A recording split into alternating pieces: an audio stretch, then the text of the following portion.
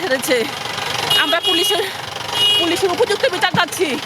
এটা অন্যায় করা হয়েছে, এটা অত্যাচার করা হয়েছে, আমাদের প্রতি অবিচার করা হচ্ছে। ভাইয়া, বর্তমান সরকার আমাদেরকে সুপারিশ প্রাপ্ত করছে।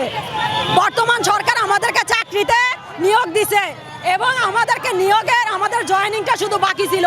আমাদের মেডিকেল থেকে শুরু করে প্রত্যেকটা কাজ আমরা কমপ্লিট করে ফেলছি।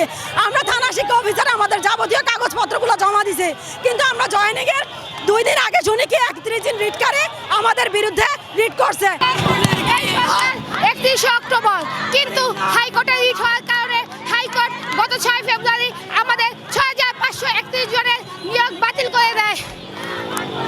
কিন্তু যোগদান আমাদের অধিকার, আমরা আমাদের যোগদান অধিকার আদায় না হওয়া পর্যন্ত আমরা রাজপথ ছাড়বো না।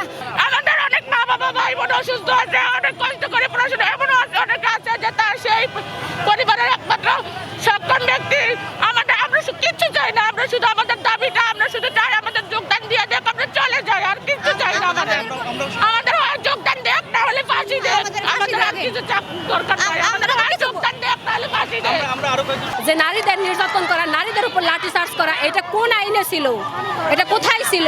আপনারা কি করবেন পরবর্তীতে? এখন আমাদের পরবর্তীতে পদক্ষেপ যা যা নেওয়া যায়, আমাদের যে অধিকার, সেই অধিকার আদায় না হওয়া পর্যন্ত আমাদের যা যা গ্রহণ করতে হয় আমরা তাই গ্রহণ করব।